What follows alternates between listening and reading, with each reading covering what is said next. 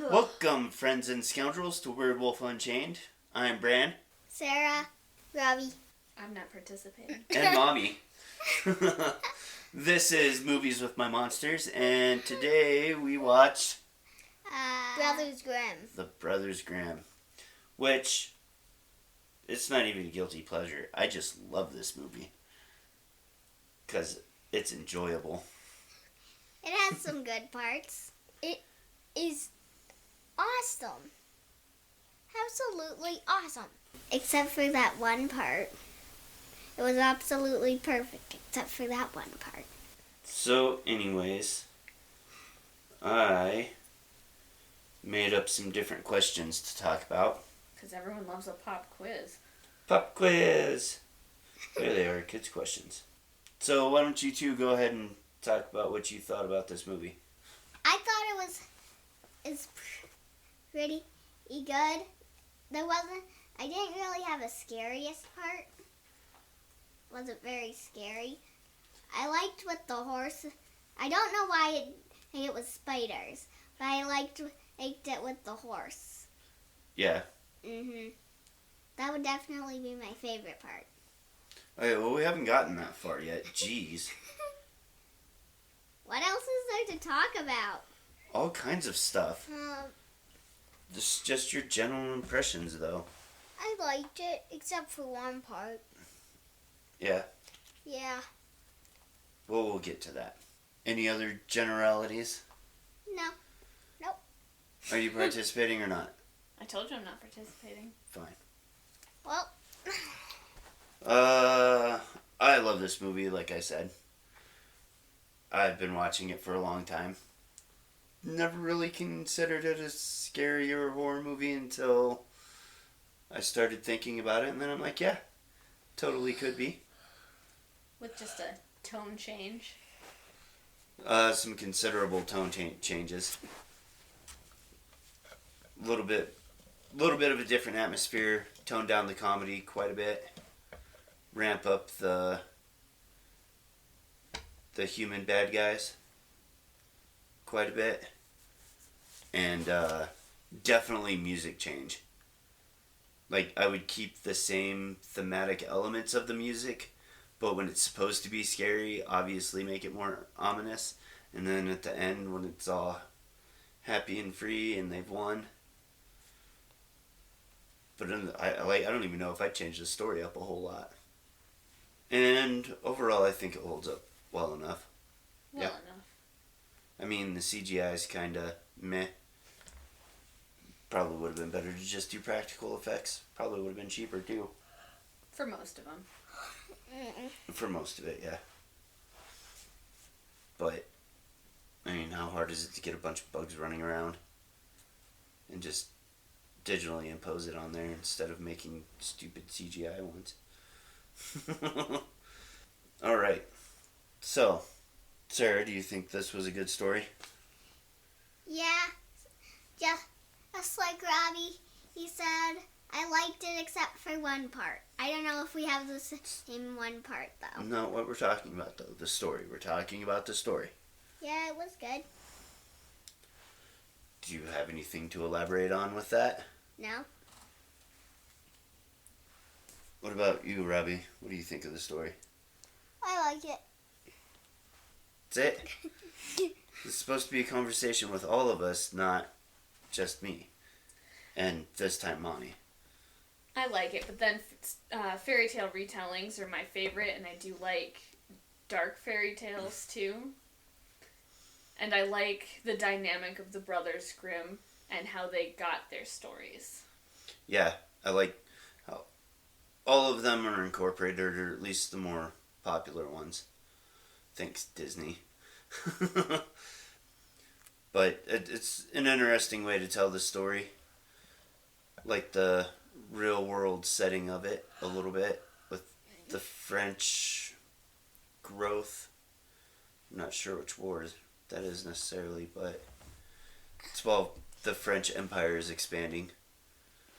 Probably under Napoleon. I don't know. It's there, you can see it. Because the general does the Napoleon pose a lot.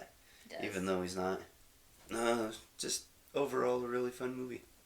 Really fun story. Told in a really fun way. Really fun. Really fun. Did you guys think it was interesting? Yeah. How so? I enjoy fairy tale retellings like Mommy does. And it was executed really well. I like how they threw in multiple fairy tales. I think it's interesting because I like fairy tale mix-ups. Fairy tale retellings. Fairy tale mix-ups. Because that had I don't think that's a thing. Fairy tales in it. It is. It's a mixture of all the Grimm fairy tales. It's a fairy tale salad. So it's Snow White, and there's some Cinderella in there, and Beauty and the Beast, and Rapunzel, and Little Red Riding Hood, Hansel and Gretel. But there's multiple, and some of them they just sprinkle it in a little bit, like breadcrumbs. Some of them are much stronger elements of the story, like Snow White, it's Beauty and the Beast a little bit, Rapunzel, obviously.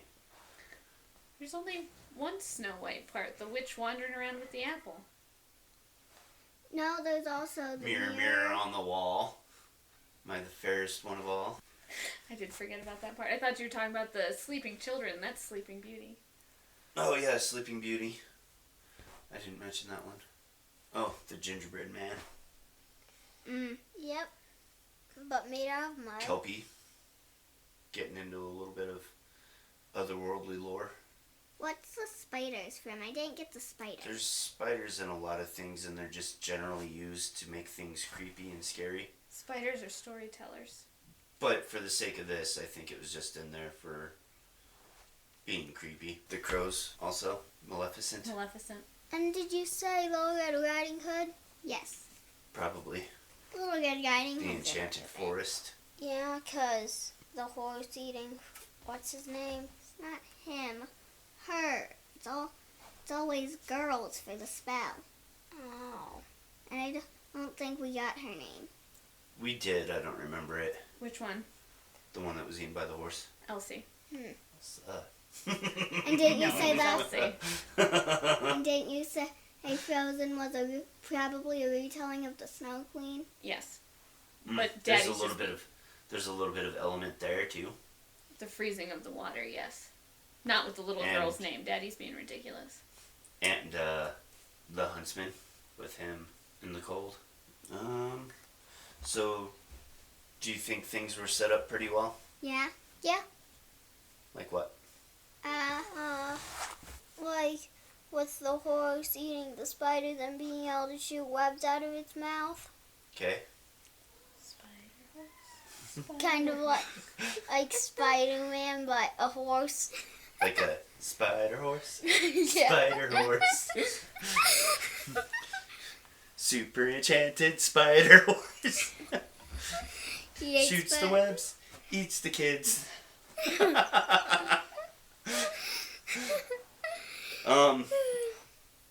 Any other examples that you guys can think of? I like how Will is trying to figure out the spell while Jake is figuring out the spell. It's not Jake, it's Jacob. Same difference.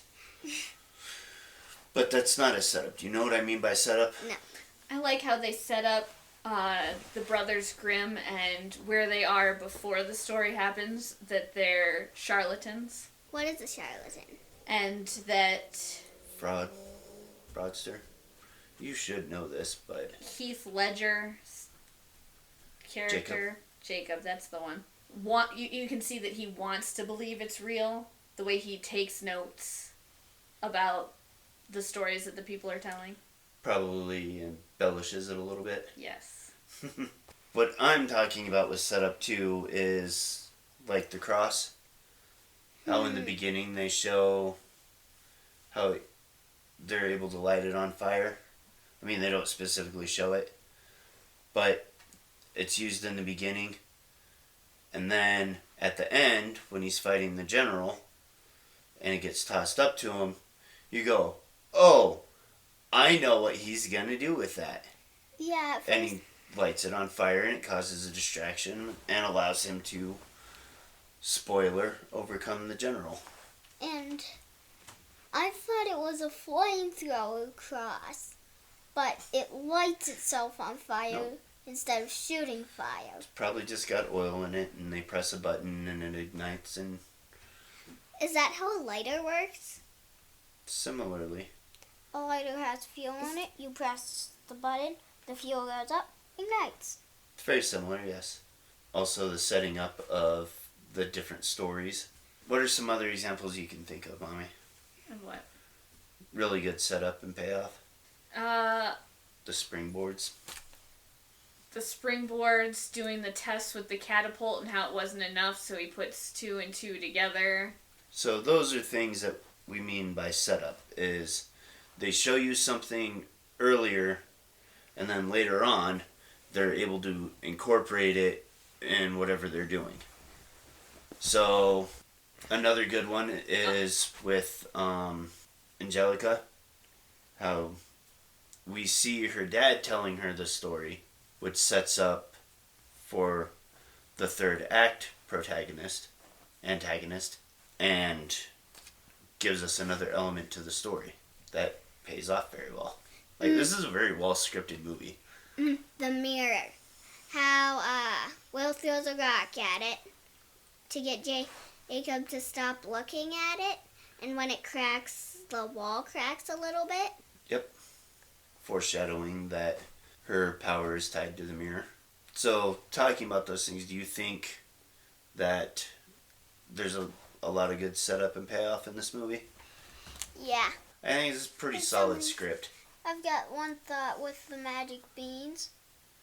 Beans where when I think it's Will throws the beans, I think that's how the forest sprouts. It's probably No. not. Because the forest is older than that. Because the witch has been up there for 500 years. I like how as part of their script acting is they pretend that the witch takes control of them and they're fighting each other, and then at the end, that's what actually happens. Also, the beans, in the beginning, probably aren't actually magical. So, a charlatan gave Jacob the beans, and they become charlatans later in life. So there's just a lot of really good setup and payoff, and I'm going to say it again, third time's the charm, or whatever. This is just a pretty solid script. They use a mirror against their fake witch in their beginning script, too. They don't break it, they just use it against her. Well, mirrors are kind of a theme They also. are. And their armor is very reflective, because you could talk about the reflective, which brings us into themes. Let's talk about themes since we're getting into it already. So, the mirrors, their armor is very shiny and reflective, gets you to pay attention to them, but also, because it's so shiny, are you actually seeing them or seeing what you want to see out of it? And seeing yourself in that. Seeing yourself in it. Kinda. But also mirrors are a big thing in this, right? Mm-hmm. Yeah. So this is me trying to help you guys understand themes a little bit. And one of the themes is that these two brothers need to be self-reflective of themselves and what they're doing individually and together. And they both start out at one point and end up at another. And a lot of that comes from them doing some inner searching. So essentially kind of like looking at a mirror and seeing their flaws and the things that they need to fix. Would you say that's a possible assessment of that theme? Yeah. So what do you think are some other themes that might be present? I'm not sure. For some reason, it's hard for me to find themes in horror. Or maybe it's movies in general. Because I don't have a problem finding it in books at school. It can be a little bit more difficult to see it in a movie sometimes because it's more visual a lot of times, like the mirrors. Also, another theme is the charlatan in the beginning that sells the beans, them becoming charlatans and then not being charlatans anymore. So it's like the beans within themselves sprouted. It's also a big theme of belief things are not always what they seem. The wolf that's the huntsman, the queen, the charlatans. On that, in the beginning when we first see what they're doing and we see the witch, they use CGI to enhance the look of the witch and make it feel more ethereal to us, which is a projection from the movie that's how the villagers and everybody sees it, that this is a real witch. But then, once the facade starts dropping, we see what it actually is. And we don't see a CGI style witch anymore, we see an actual person dressed up as a witch. What about you, Robbie? Did you pick up on any themes? No. And that's okay, I'll help guide you guys on that. Playing off of yours too, with things not being what they seem, sometimes stories are true, and sometimes the real. truth is a lie. And it's not a matter of whether or not you believe, sometimes it's a matter of finding it. Because Jacob believes all the way through, from the time he's a little boy, even though his belief in magic led to his sister dying. But he maintains that belief. There's a whole lot of things we could talk about with that, but it's not a matter of him believing in magic that makes magic real. It's that there is magic in the world that is real, and it's a matter of them finding it. Because he believes in it. No, not because he believes in it. It was there. It existed whether or not he believed in it or not. No, they find it because he believes in it. Well, no, you're trying to debate me that his belief is what helps them find the magic. But it's not. They just happen to stumble upon it. They do keep trying to rationalize it. They're on pulleys, there are strings, they're much better funded than we are. And that's all William, not Jacob. It's the fact that sometimes things do exist whether we believe it or not. And the magic doesn't have to be literal magic, waving a wand or enchantments or spells. Sometimes it's just belief in yourself. And the sometimes everyday things of ordinary people. And you have to find it sometimes for it to matter. Anyways, where were we? How about the atmosphere? What did you think of the atmosphere? It was a little disturbing in the beginning. Well, around the middle-ish, beginning-ish, I don't know where exactly, but it was disturbing at one point. Because you've got a double cold open. Because I don't think the movie actually starts until they're taken into custody by Cavaldi. So, disturbing. Anything else? And like, generally speaking, the music, other sounds, lighting. Do you think in moments when it was supposed to be creepy or disturbing that things were done well enough to establish that? Or, and keep in mind too, this is also very heavy-handed on the comedy. This is a comedy first and a fantasy horror second. So it's intended to be more lighthearted. Robbie? What do you think of the atmosphere? Do you think it was done well, or? I think it was done well. Alright. Which scene stands out the most where all of those things I mentioned, the lighting, the sound, the music? Well, I don't really caught any lighting at the end part, right, with all the red, everything was red. Are you talking about Under the Eclipse? Yeah. That's a very surface level one. I can give you that, because it does add a special level of creepy. I thought he was talking about the lighting at the very end where everything where it's comes much warmer. Up. Yes. And it loses the dark, grungy, gritty feel that it has beginning up until that point. It's almost like the clouds have parted and the sun is shining down. Does that make sense? Yeah. Yeah. And it's nice. Matt Damon even points it out to us. See that there? What, the sun? This one is a little bit meta at times too, I suppose. Oh, what was I just thinking?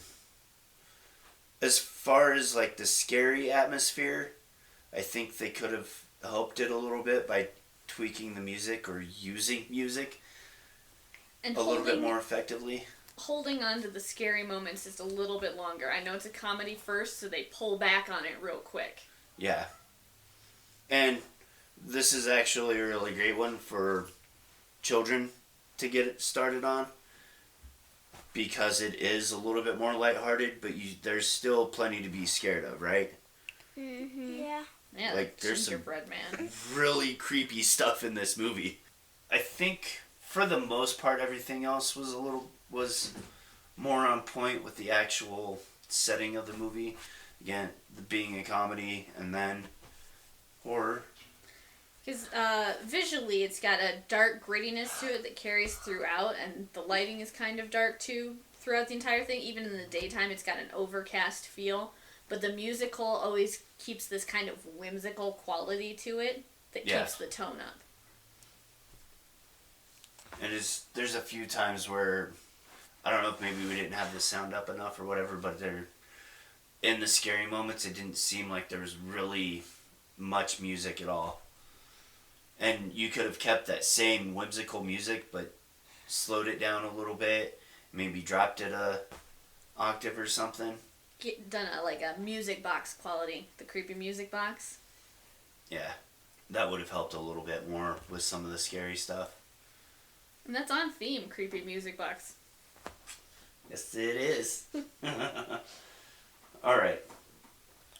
Now we'll get into the other questions, the ones you've been looking forward to. What are your favorite things? Like I said in the beginning, I really like the horse one, and where it shoots out the spider webs. And I like fairy tale retellings that have parts that are almost just like the original thing. Like in a book I just recently read, at Scarlet, it does the exact same thing. What big eyes you have, what big ears you have. So it uses what are those called? Common phrases? No. The iconic aspects. So those are the things that everybody knows, whether you've seen or read or whatever the story. They're what big eyes you have, what big teeth you have, what big ears you have. Not in the right order at all, I don't care. So, in what ways do you think the horse scene was executed well? I feel it was executed well because of that, and it was set up Because really, of what? The thing we were talking about with the what big eyes you have, what big ears you have. But how does that play into... Because we didn't establish what story the horse actually comes from, other than maybe Kelpie lore. And I don't think you're familiar enough with that. No. I think it is Kelpie's. Because the horse is calling to her a little bit, right? Yeah. That's what wakes her up. So, Kelpies, I think they're most prominently known in Irish lore. Maybe Welsh, Celtic. They spread out through quite a few cultures, but I think they're most commonly known with Celtic lore. It's essentially a water horse, or a horse that lives in the water, and it would call out to children to lure them to the riverbed or the bank, and they would eat them. That fits too, considering the children are then transported through water. Mm-hmm. But, I mean, do you think it was set up well enough with him randomly walking up and feeding the horse spiders? That was a little random, but I don't see how it could be set up, really. Right. I think it's something that they're just like, this would be really cool to put in there. And that's okay. It's okay to do that. And him walking up and feeding the spiders to the horse is a little bit random. But they are in the forest. Everything surrounding that is set up decently enough. Because it's not like he just meandered into town and fed the horse spiders. That would be more weird. Yeah. And you'd be like, why is he doing this? This doesn't make any sense other than, we need to get this girl. But because they're already there in his environment. with the spiders You don't in it. think about it as much. Ooh, that might have even been better. Just have the spiders fall on the horse. But because it's in his natural environment, it doesn't stand out as much. What about you, Robbie? What was your favorite thing? Well, I really have two, but the first one is about Spider Horse. Yeah. Yeah. What about it? I like it because it gives more comedy to me because it's funny watching them ride in maid outfits. It's on a horse. Horse together. Yeah. Yeah. So you like it because it's funny because the brothers are dressed up like maids? Yeah. And they're riding on a horse together. No. And do you think that's something that makes sense for that? Do you think it's set up well? Yeah, because his horse leaves, so he has to share a horse with, Will. Well, more specifically, them being dressed up as maids. Do you understand what's going on there? No, not really. Well, were you going to say something? It's because when we first meet the Cavaldi character, he's a mean guy, right? Yeah. He tortures people, he enjoys torturing people, and doing mean things to them. So what else are they doing while they're dressed up as maids? Are they just dressed up, or are they doing stuff? They're doing stuff. They're doing stuff. What stuff? Like cleaning the floor. What else happens in that scene while they're dressed up as maids cleaning the floor? He calls them a Cinderella. I don't know. That's in there. What about food? They don't get any food, but he gets the food and he takes it over to them and teases them. And he teases them. So, it's set up well because we know that he delights in making people feel bad, right? He's famous for it. So, dressing them up as maids is degrading to them, even though they seem to be enjoying it. That was when I made the comment about William taking on a character, even though it's not his character. He is, when Cavaldi first captures them and he wakes them up from their drunken rout, he is wearing a lady's bonnet then, too. Yeah, that's for different reasons, though. It is for different reasons. But it's another thing that's actually kind of set up. And another thing about when they're riding the horse in the maid suits are white and the horse is white. Yeah. So it looks like a triple-headed centaur. I suppose. Alright, you said there was another one that you liked? And, I also like the guy that, switches from wolf to, human. Yeah. Yeah. He's pretty fun. I do like that the wolf and the huntsman are the same. Oh, Big Bad. Well, he would be the Big Bad Wolf to Little Red Riding Hood. Just some other random things that popped into my head. Pigs. Quite a few pigs shown throughout. They don't really play into anything. I think it's just like an Easter egg. And there's a little bit of werewolf lore in there too. Yeah. Do you have any favorite parts there, Mommy? The counter charm of the woodman's axe. Do you want to elaborate on that? I don't have to guide you. Thought it was pretty self-explanatory. I like that the woodman's axe is a counter charm to the attacking woods, that it allows him safe passage through, probably as a minion of the queen. Probably. Yeah. No, there's a way you could play with that to show him using it as a counter charm. And then when they get the axe, it doesn't work. That would have been fun.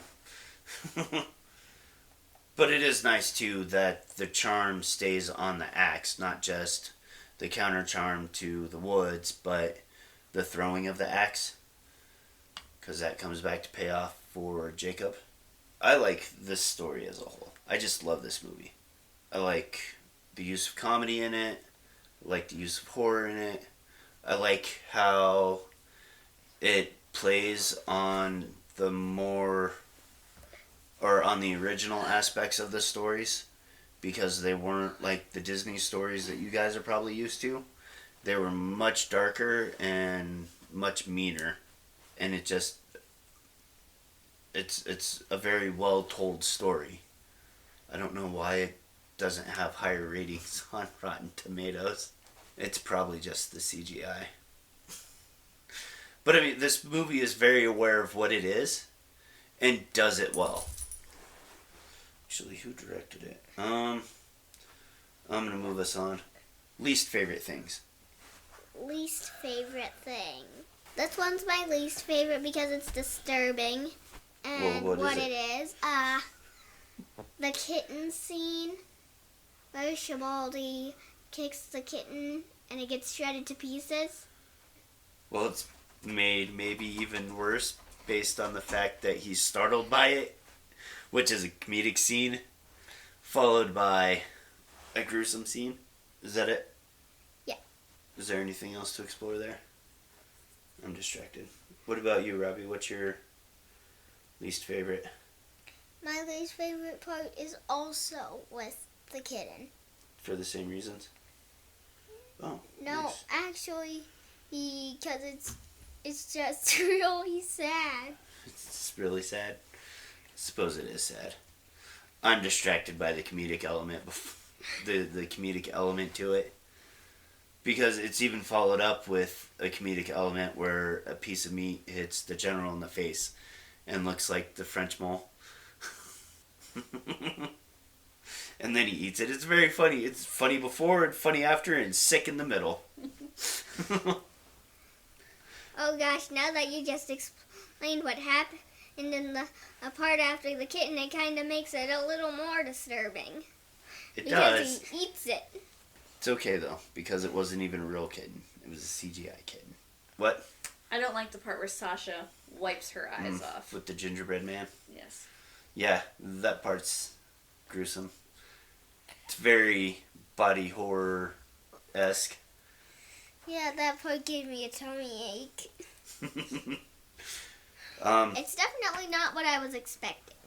My least favorite part is the use of CGI, because I remember watching this movie close to when it first came out, and it looked fantastic. Now, it doesn't. And it's definitely a place where practical effects would have been so much better. And that's funny because this movie was directed by Terry Gilliam, who, mind you, most of his movies are cult favorite movies. But he's probably one of those ones like, what's his name from Cabin in the Woods, who's like, yeah, I'm never working with practical effects again. Lazy. Just would have held up a little bit better and maybe would have looked a little bit creepier.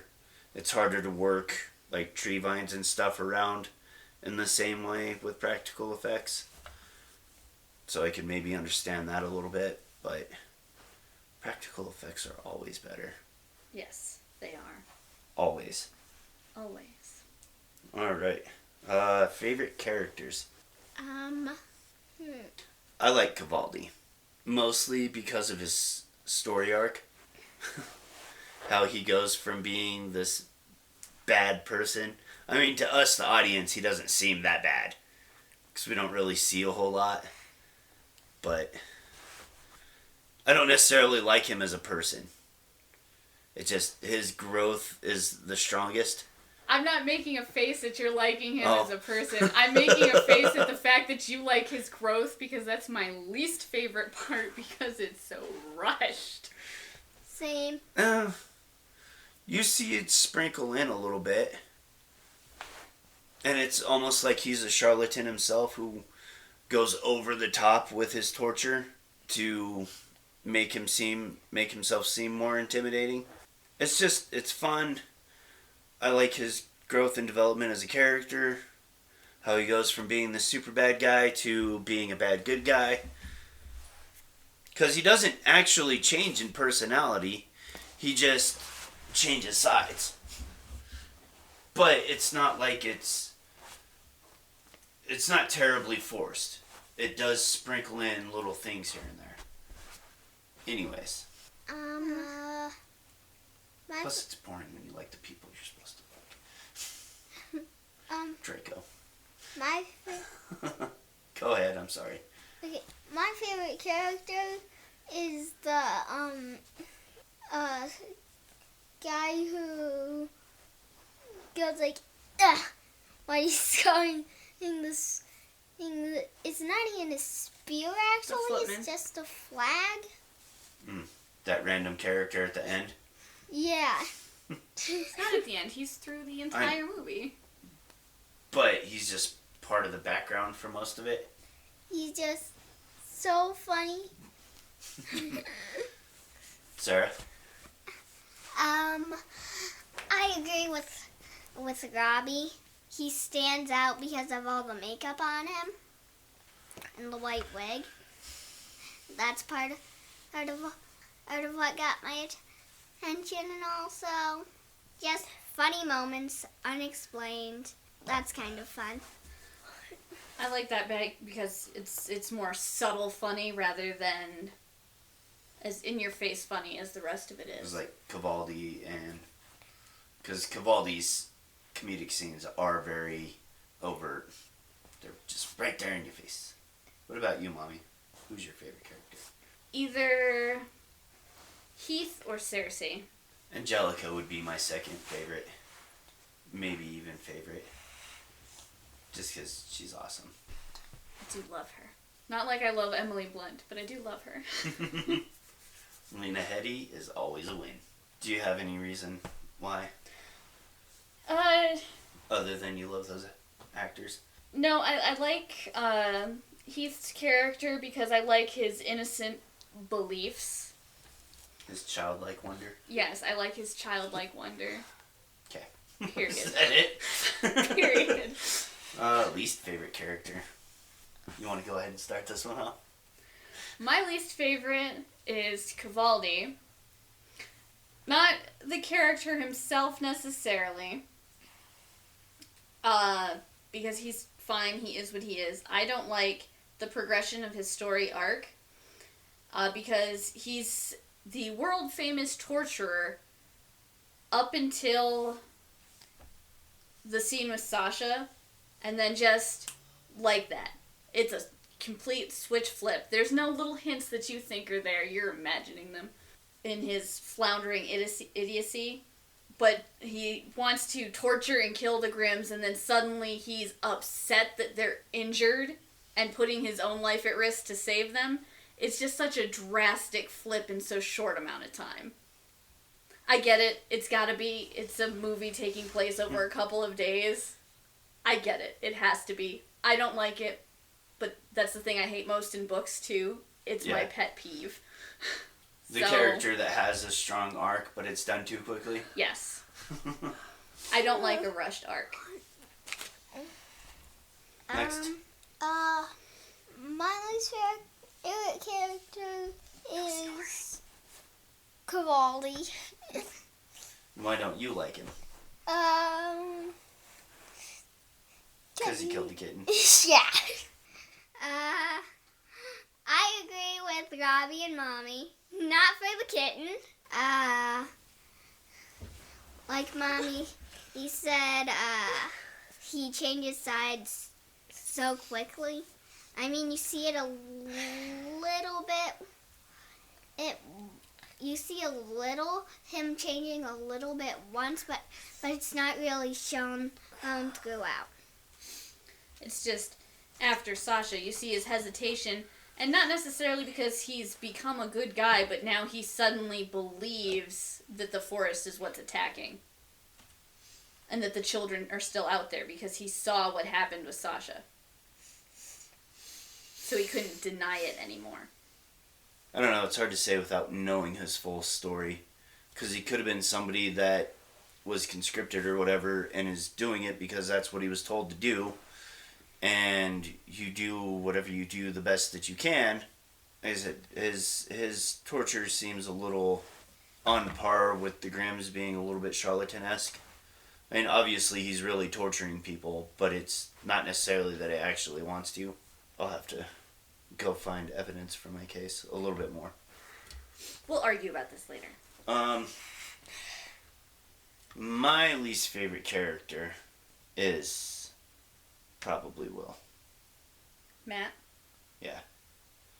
Because he doesn't change until he actually has to. Until the truth hits him in the face so hard that he cannot deny it anymore. Character-wise, yes. As far as just that person, it would be Matt Damon. Cavaldi's character story is what I dislike. But yeah, just the character is Matt Damon because he's a bit of a... Well, he's the... you and I talked a little bit about general horror movie tropes anyways.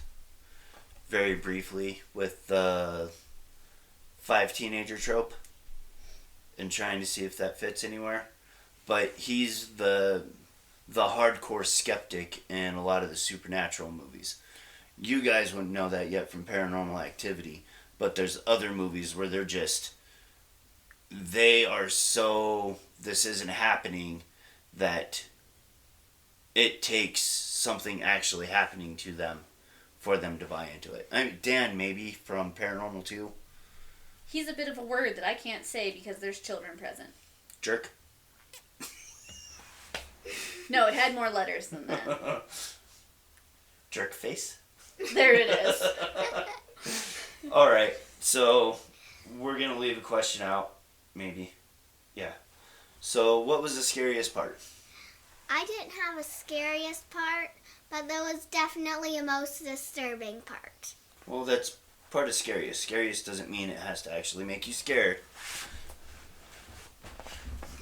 The kitten part was definitely very disturbing.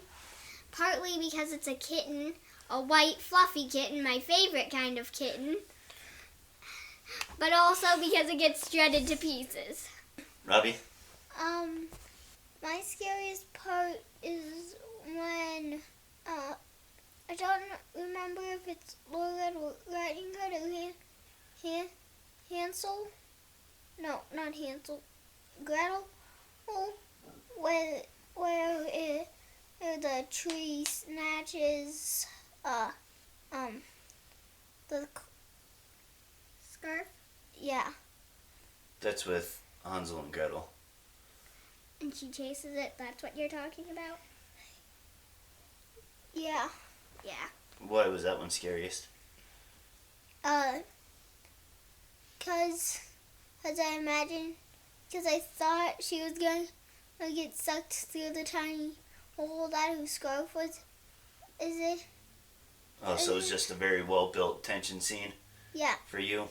And it's also a part that reminded me about 2 things.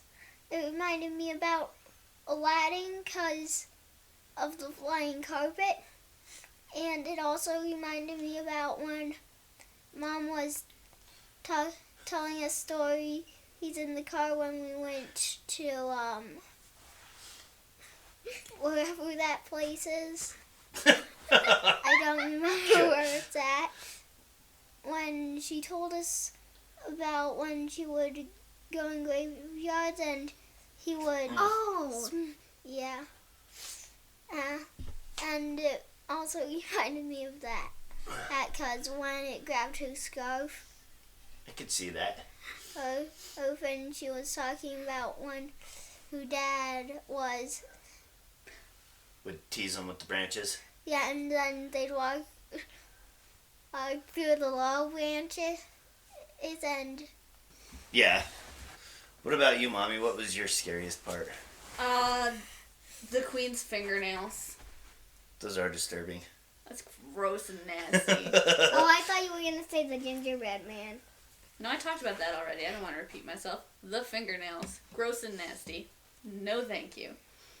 Oh, the gingerbread man thing's probably the most disturbing thing to me. Couldn't have had the huntsman take an axe to those. It's what made me want to bring this movie to you guys to watch, because it's lighthearted enough, but it's a scary enough movie, I think. Which brings us to the next point. Scary scale. How scared were you? Hardly scared at all. So, like a 1? Yeah. One I'd ghost give- face. I'd give you a 2, because there were a few times I heard you go, ugh. Maybe even a 3.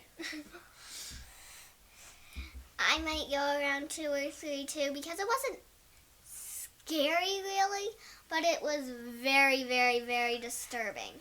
Mommy? I can't just give it a number. What are these? Screams, boos, ghosts, Whatever you spiders? want. Ghost I give it face. 2 spiders. 2 spiders? I give it 2 spiders. I don't know. I haven't settled on a thing yet. I'd give it a 2, even for me, because there are a couple of things in there that I'm like, oh, that's creepy. Isn't Not there a lot enough to bother me, but... Isn't there a lot of body horror in it, And what? Brother Grimm? There's a little bit of everything. Because you've got possession, atmospheric, supernatural, gore, body horror. I don't know if you could really go cosmic with it. Cosmic's a hard one to nail down anyways. But it's got a little bit of everything, for the most part. I think body horror stands out to me most because of blood. That's more gore than body horror. There wasn't even a lot in this. Just enough to make Cavaldi faint, because no one makes me bleed my own blood. That and the pinprick. Right. Alright, sign off. Bye. Bye. That's all for today. Not a very popular movie, but that's okay, because that's why we're here. Thanks for listening. Give us a rating. Share it around. Those things if you're on YouTube. Like, comment, subscribe. Blah, blah, blah. Yeah. Toodles.